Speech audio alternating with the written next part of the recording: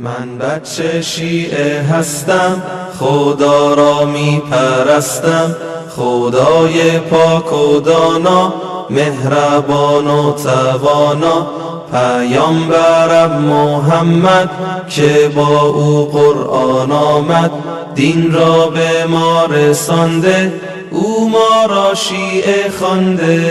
دختر او زهرا بود، فاطمه کبرا بود، فدای دین شد جانش، لعنت به دشمنانش.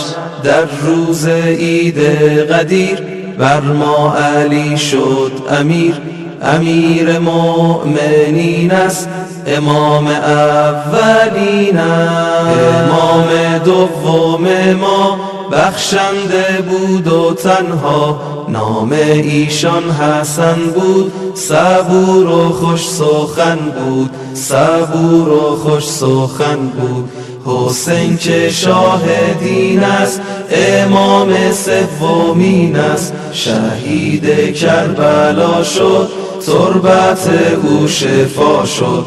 وقتی که آب میخورم بر او سلام میکنم، بر او سلام میکنم، بر او سلام میکنم. چهارم امام سجاد به ما دعاها یاد داد، هر یک از آن دعاها پرمعنی است و زیبا، پرمعنی است و زیبا.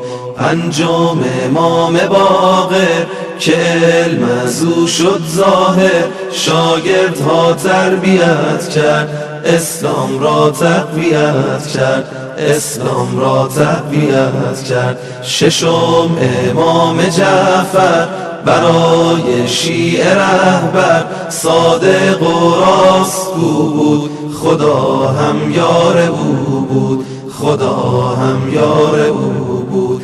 هفتم امام کاظم صبور بود و عالم، اگرچه در زندان بود، معلم جهان بود، معلم جهان بود.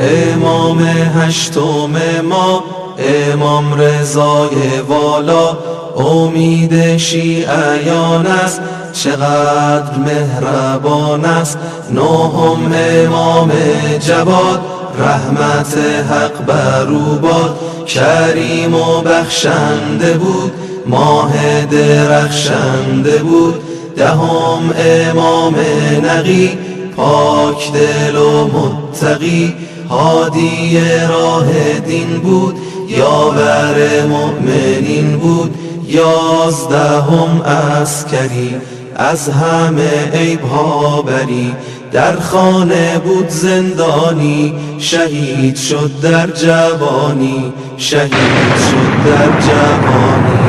11 امام معصوم، شهید شدن شه مظلوم، ولی به امر خدا، امام آخر ما، از چشم مردم بد غایب شد و نیامد. 1000 و چندین ساله شیعه در انتظاره، بالاخره یه روزی میشه وقت پیروزی، مهدی ظهور میکنه، دشمن و دور میکنه، دشمن و دور میکنه. جهان میشه پر از گل، نرگس و یاس و سنبل. ما بچه های شیعه دعا کنیم همیشه، دعا کنیم همیشه، دعا کنیم همیشه. با هم بگیم خدایا بیار امام ما را. بسم الله الرحمن الرحیم. اللهم کن لولیک الحجة ابن